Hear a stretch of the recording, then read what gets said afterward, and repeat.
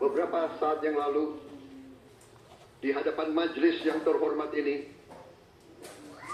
di hadapan seluruh rakyat Indonesia, dan yang terpenting di hadapan Tuhan Yang Maha Kuasa, Allah Subhanahu wa Ta'ala.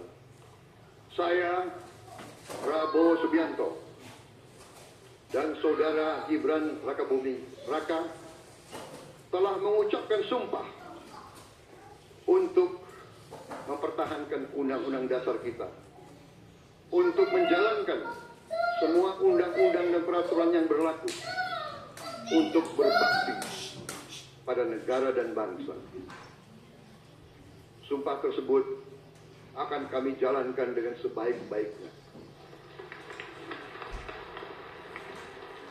dengan penuh rasa tanggung jawab dan dengan semua kekuatan yang ada pada jiwa dan raga kami.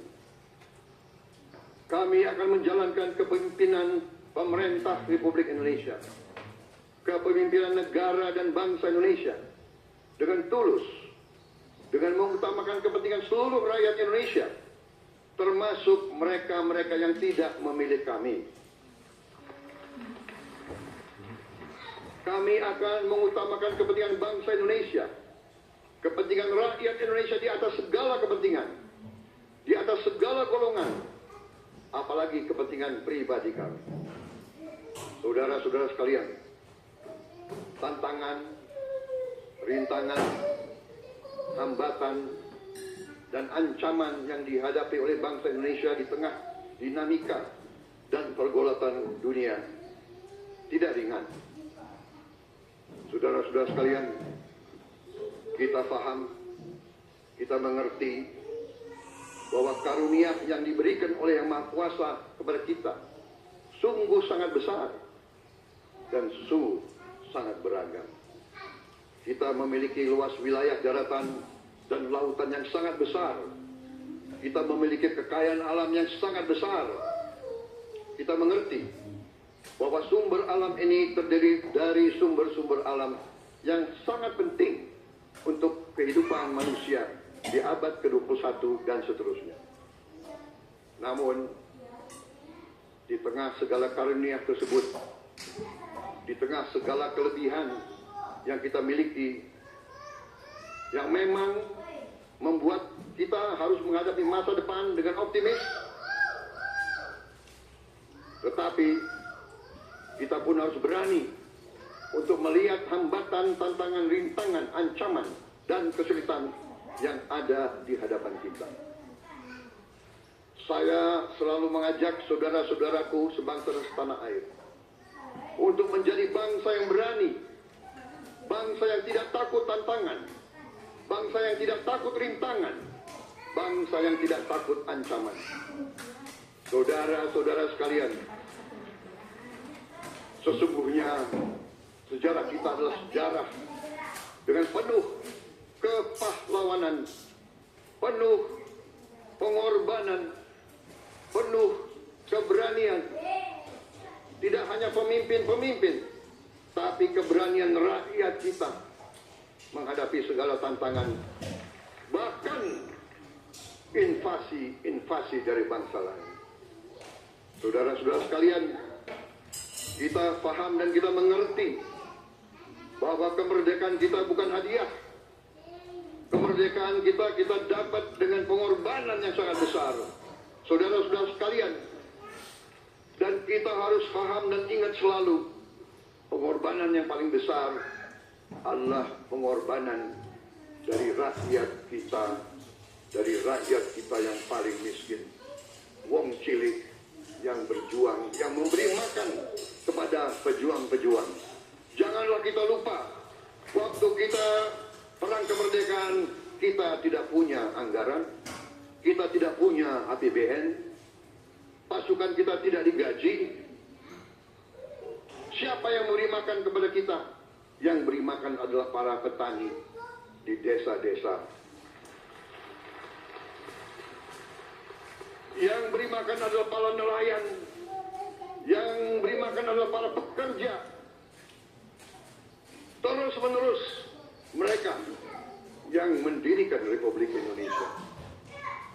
Sekarang saya saya mengajak saudara-saudara, terutama unsur pimpinan dari semua kalangan, dari kalangan cendekiawan, dari kalangan ulama, dari kalangan pengusaha, dari kalangan pemimpin politik, dari kalangan pemuda dan mahasiswa. Mari kita berani menghadapi tantangan-tantangan tersebut. Saudara-saudara sekalian, tantangan yang besar yang kita hadapi ada yang berasal dari luar kita. Tapi harus kita akui, harus kita berani mengakui, banyak tantangan, banyak kesulitan, banyak rintangan yang berasal dari diri kita sendiri. Ada tantangan-tantangan, kesulitan-kesulitan yang terjadi karena kita kurang waspada. Karena kadang-kadang kita tidak handal dan tidak piawai dalam mengurus kekayaan kita sendiri. Saudara-saudara sekalian, marilah kita berani mawas diri. Marilah kita berani menatap wajah kita sendiri.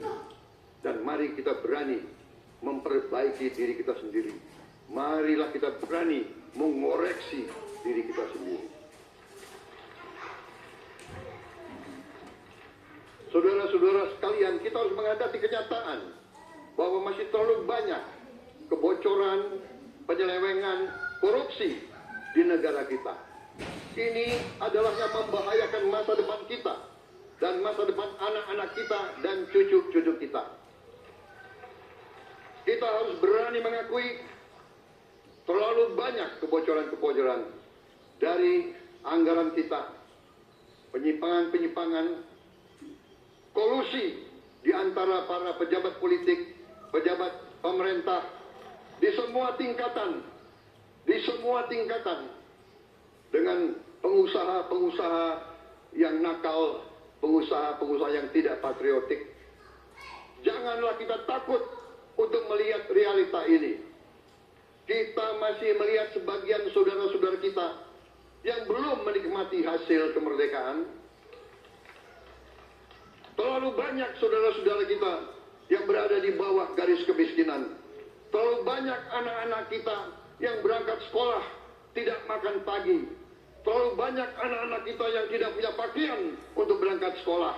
Saudara-saudara sekalian, kita sebagai pemimpin politik, jangan kita terlalu senang melihat angka-angka statistik yang membuat kita terlalu cepat gembira, terlalu cepat puas, padahal kita belum melihat gambaran sepenuhnya.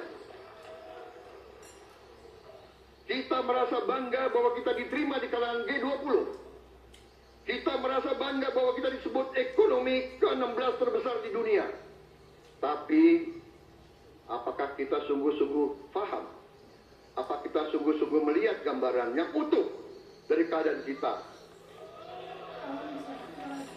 Apakah kita sadar bahwa kemiskinan di Indonesia masih terlalu besar?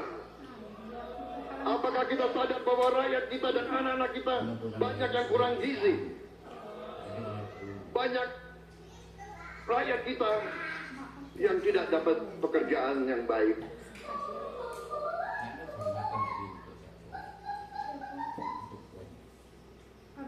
Banyak sekolah-sekolah kita yang tidak terurus. Saudara-saudara sekalian, kita harus berani melihat ini semua. Dan kita harus berani menyelesaikan masalah ini semua.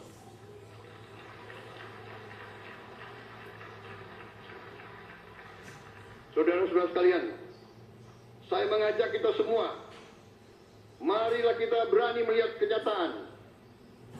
Kita boleh bangga dengan prestasi kita, tapi marilah kita jangan tertegun, jangan terlalu cepat puas, jangan terlalu cepat gembira dengan menutup mata dan hati kita terhadap tantangan-tantangan dan penderitaan saudara-saudara kita. Saudara-saudara sekalian, kita tidak boleh memiliki sikap seperti burung unta yang kalau melihat sesuatu yang tidak enak, ia memasukkan kepalanya dalam tanah. Mari kita menatap ancaman dan bahaya dengan gagah. Marilah kita menghadapi kesulitan dengan berani.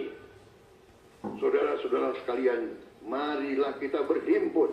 Marilah kita bersatu untuk mencari solusi-solusi, mencari jalan keluar dari ancaman dan bahaya tersebut.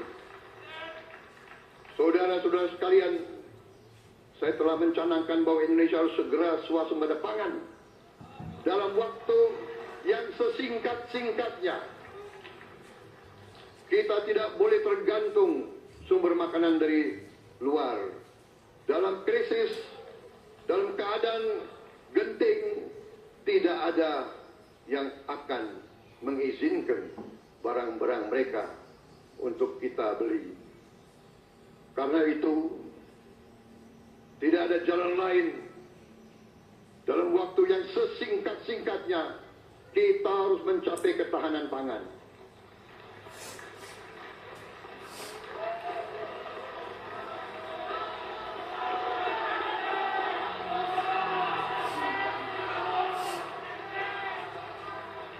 Kita harus mampu memproduksi dan memenuhi kebutuhan pangan seluruh rakyat Indonesia. Saya sudah mempelajari bersama pakar-pakar yang membantu saya. Saya yakin paling lambat 4-5 tahun kita akan swasembada pangan. Bahkan kita siap menjadi lumbung pangan dunia.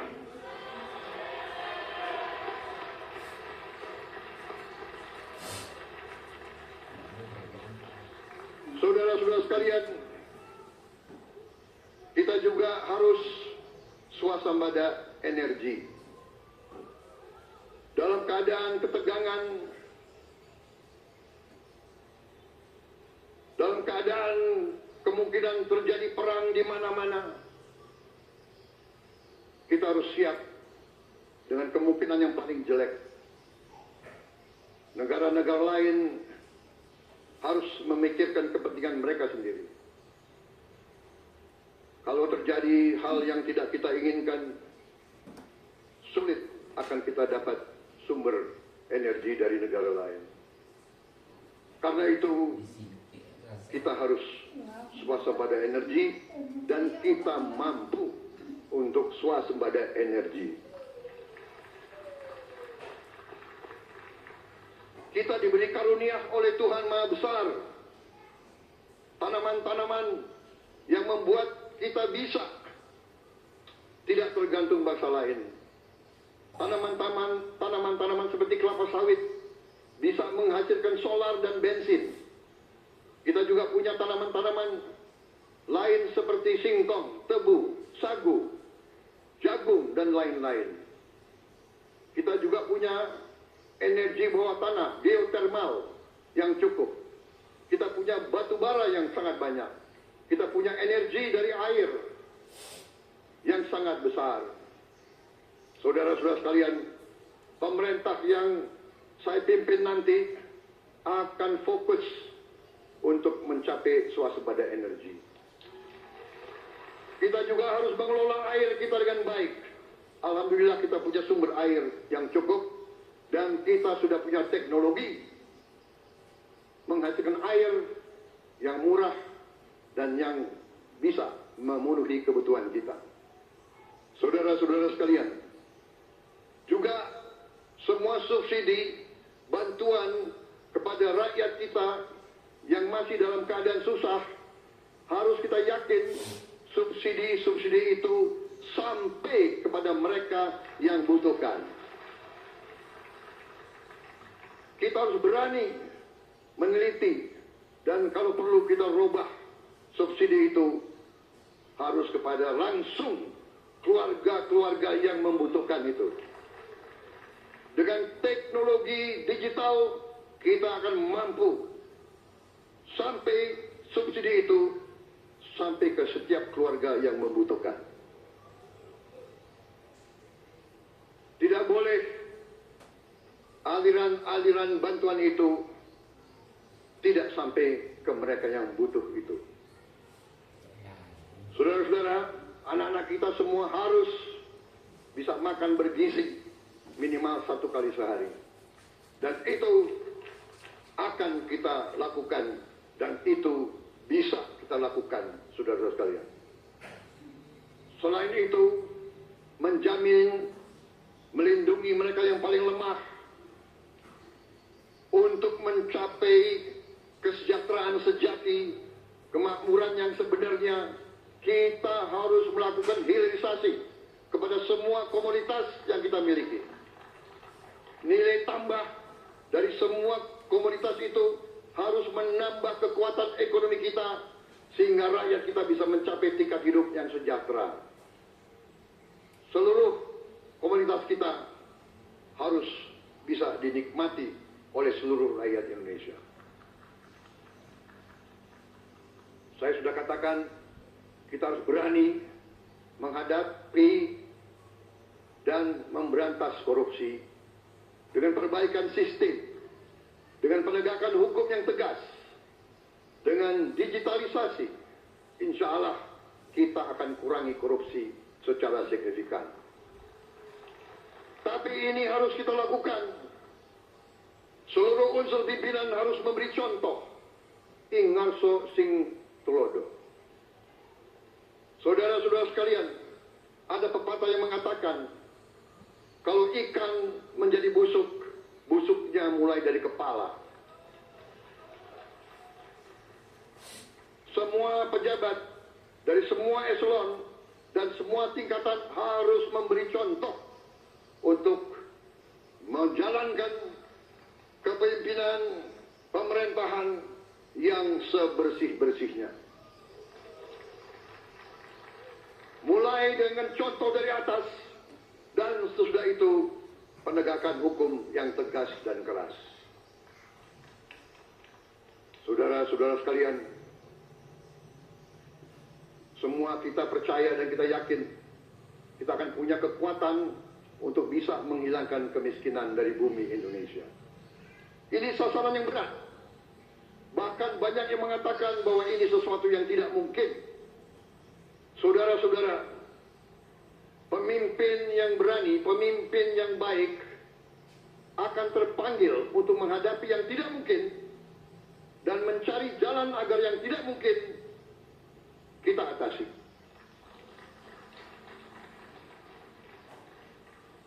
Bangsa yang berani adalah bangsa yang bisa bikin yang tidak mungkin menjadi mungkin. Saudara-saudara, di tengah itu cita-cita yang begitu besar, yang begitu kita idam-idamkan, kita perlu suasana kebersamaan. Kita perlu suasana persatuan. Kita perlu kolaborasi kerjasama, bukan cekcok yang berkepanjangan. Kita perlu pemimpin-pemimpin yang tidak caci maki, pemimpin-pemimpin yang arif, yang bijaksana, yang mengerti dan cinta budaya dan sejarah bangsa sendiri, yang bangga dengan adat, tradisi, dan adat bangsa kita sendiri.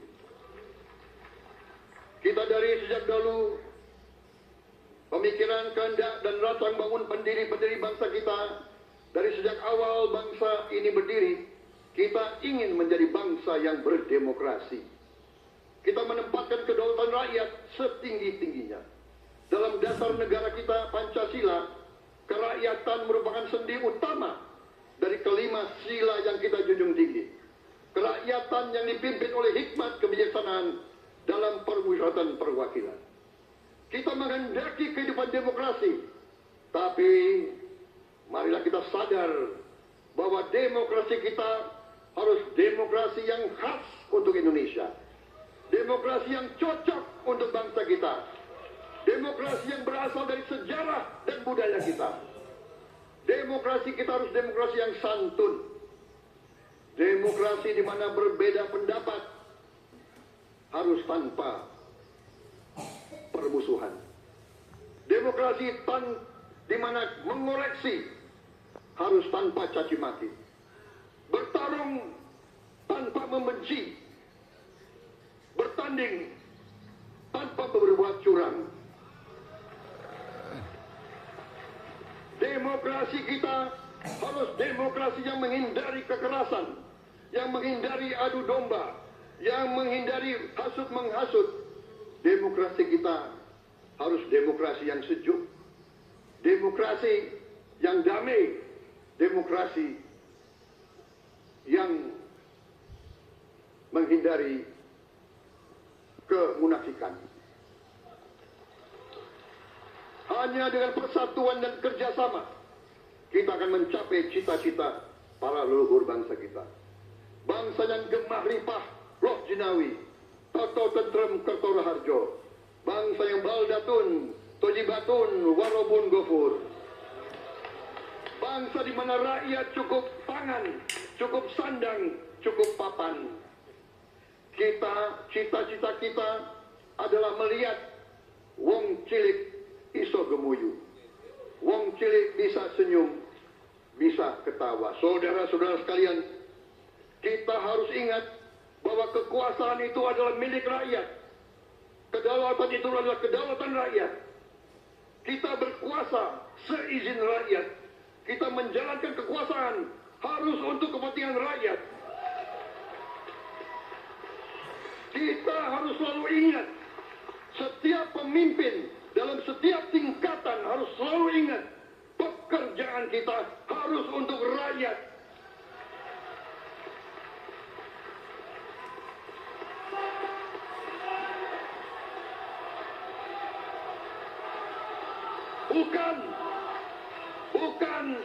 Bukan kita bekerja untuk diri kita sendiri.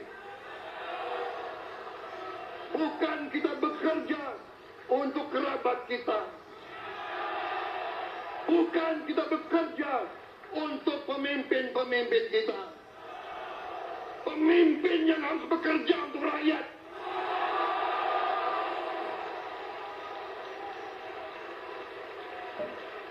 Saudara-saudara sekalian, kita harus mengerti selalu, sadar selalu bahwa bangsa yang merdeka adalah bangsa di mana rakyatnya merdeka. Rakyat harus bebas dari ketakutan, bebas dari kemiskinan, bebas dari kelaparan, bebas dari kebunuhan, bebas dari penindasan, bebas dari penderitaan.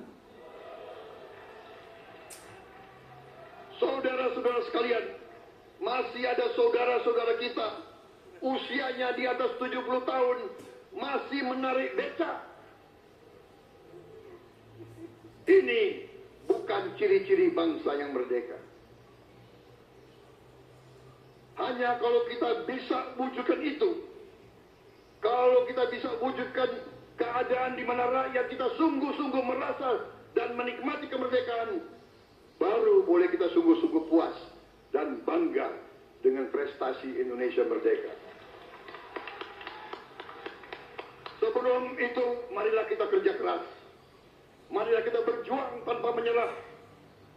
Mari kita menghimpun dan menjaga semua kekayaan kita. Jangan mau kekayaan kita diambil murah oleh pihak-pihak lain.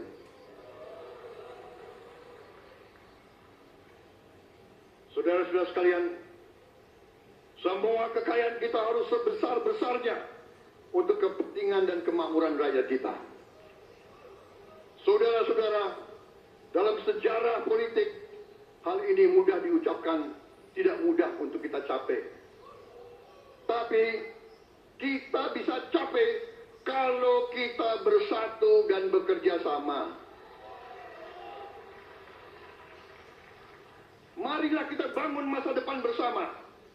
Marilah kita menganggap rekan-rekan kita, walaupun berbeda suku, berbeda agama, berbeda partai, berbeda golongan, kita adalah sama-sama anak Indonesia. Bertanding, semangat. Sesudah bertanding, mari kita berhimpun kembali. Presiden Joko Widodo mengalahkan saya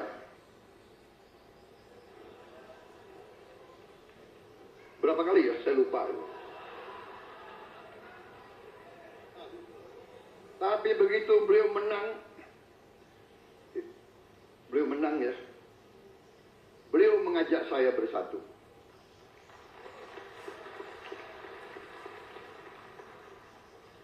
Dan saya menerima ajakan itu.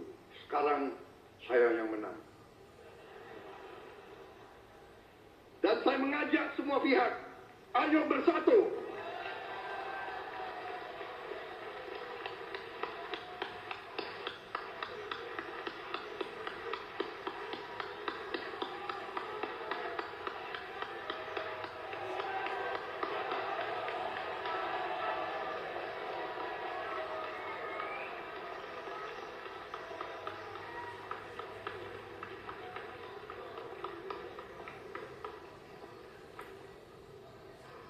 Saudara-saudara sekalian, dalam menghadapi dunia internasional, Indonesia memilih jalan bebas aktif, non-blok, non-aligned.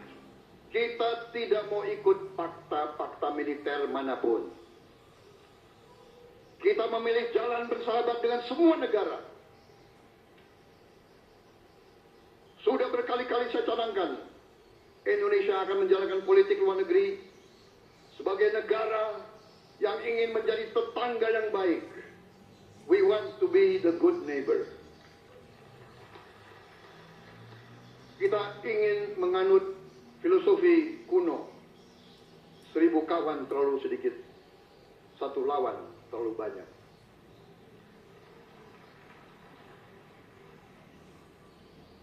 Saudara-saudara sekalian, dengan demikian kita ingin menjadi sahabat semua negara. Tapi kita punya prinsip.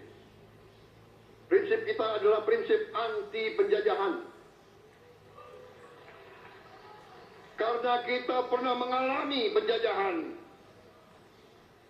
kita anti penindasan. Karena kita pernah ditindas, kita anti rasialisme, kita anti apartheid. Karena kita pernah mengalami apartheid. Waktu kita dijajah, bahkan kita digolongkan lebih rendah dari anjing. Banyak prasasti dan marmer, banyak papan-papan di mana disebut Honden en Inlander Verboden. Saya masih lihat prasasti di kolam renang Manggarai tahun 78, Honden en Inlander Verboden. Saudara-saudara, karena itu kita punya prinsip, kita harus solider, kita harus membela rakyat-rakyat yang tertindas di dunia ini. Karena itu kita mendukung kemerdekaan rakyat Palestina.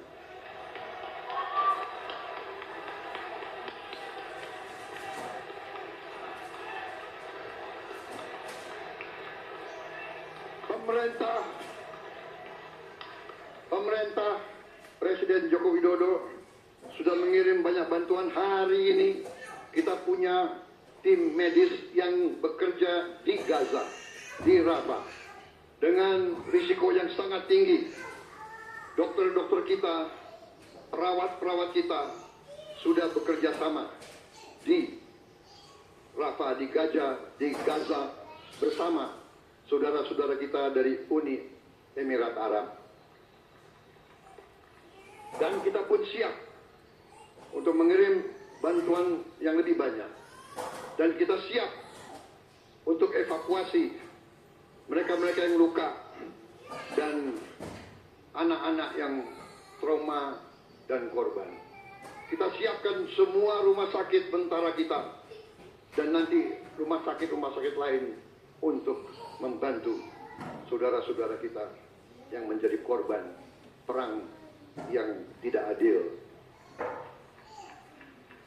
Saudara-saudara, kita menjadi bangsa yang harus berterima kasih pada generasi pembebas, kepada Bung Karno, Bung Hatta, pahlawan-pahlawan yang lain, I Gusti Ngurah Rai, Kapitan Patimura, Sultan Nasruddin, Teguh Umar, Cut Nyak Din, semua pahlawan yang tidak bisa kita sebut satu persatu.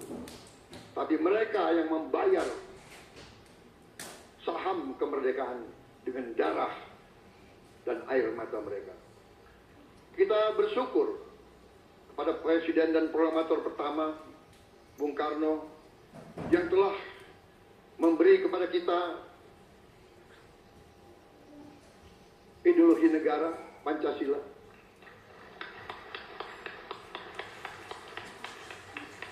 Yang keluar masuk penjara, dibuang di mana-mana dari sejak muda karena memperjuangkan Indonesia merdeka. Indonesia tidak mau menjadi darah bagi bangsa-bangsa lain. Soekarno, Hatta, Syahrir, semua pendiri bangsa ini berkorban dan telah memimpin kita dengan baik. Kita juga bersyukur kepada Presiden Soeharto yang banyak jasanya dalam menyelamatkan dan mengamankan ideologi Pancasila itu sendiri, yang telah meletakkan dasar bagi Indonesia yang modern. Kita berterima kasih kepada Presiden Habibie yang telah membuat dasar untuk kita meraih dan menguasai ilmu pengetahuan dan teknologi. Kita berterima kasih kepada Presiden Abdurrahman Wahid yang telah memberi contoh toleransi antar agama, antar suku, yang menjunjung tinggi inklusif, Indonesia yang inklusif dan toleran. Kita berterima kasih kepada Presiden Megawati yang menyelesaikan masalah-masalah ekonomi akibat crash tahun 98. Harus diakui, di bawah pemerintah Megawati, masalah perusahaan-perusahaan yang banyak hancur dapat diperbaiki dan diselamatkan. Kita harus berterima kasih kepada Presiden Susilo Bambang Yudhoyono yang memimpin Indonesia di saat krisis yang sangat berat, menghadapi tsunami, menyelesaikan bersama Wakil Presiden Yusuf Kala, menyelesaikan pertikaian di Aceh yang sudah berjalan begitu lama. Ini prestasi yang harus kita akui. Saudara-saudara sekalian, mereka semua dengan cara masing-masing memiliki sumbangsih terhadap apa yang sekarang kita nikmati. Negara kesatuan yang utuh, yang berdaulat, yang merdeka, yang terus menjaga dan berjuang untuk kemerdekaan dan keadilan. Saudara-saudara sekalian, sekarang kita ucapkan terima kasih kepada Presiden Republik Indonesia yang ketujuh. Presiden Joko Widodo dengan Wakil Presiden Profesor Ma'ruf Amin, terima kasih atas kepemimpinan Bapak. Terima kasih atas kenegarawanan Bapak. Bapak menakodai bangsa ini melalui krisis-krisis yang sungguh sangat berat. Jangan kita merasakan hari ini, ingat waktu COVID, kita bahkan keluar dari rumah kita takut. Saya saksi, saya menterinya beliau, semua pihak dalam dan luar negeri telepon terus, menekan beliau terus, minta lockdown, lockdown, lockdown. Beliau menolak.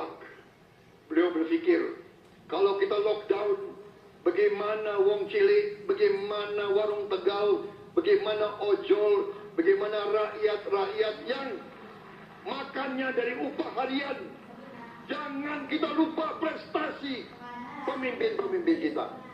Terima kasih Pak Jokowi, terima kasih Profesor Ma'ruf Amin. Anda telah berjasa, Anda akan dikenang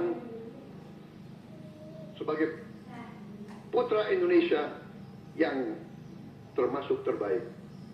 Saudara-saudara sekalian, akhir kata, saya mohon doa restu saudara-saudara. Mari kita bangun Indonesia di atas landasan yang sudah dirintis oleh pendahulu-pendahulu kita. Mari kita belajar semua kekurangan kita akui dan kita perbaiki. Hentikan dendam, hilangkan kebencian, bangun kerukunan, bangun gotong royong. Itu kepribadian bangsa Indonesia, itu ajaran Bung Karno sendiri. Saudara-saudara sekalian,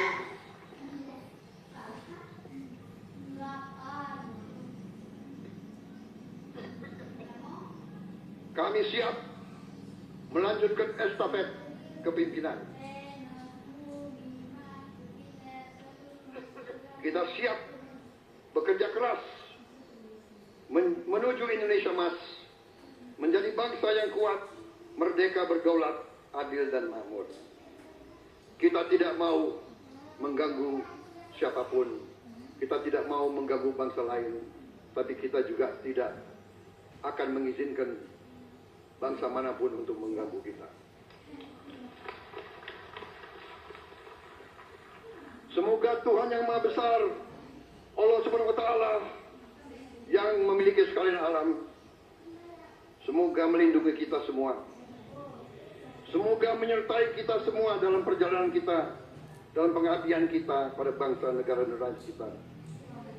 Kita juga berdoa kepada Yang Maha Kuasa agar tamu-tamu agung kita, mereka-mereka yang datang dari jauh, akan kembali ke rumah mereka masing-masing dalam keadaan aman dan dalam keadaan terus bersahabat dengan kita, saudara-saudara sekalian. Wassalamualaikum warahmatullahi wabarakatuh. Salam sejahtera.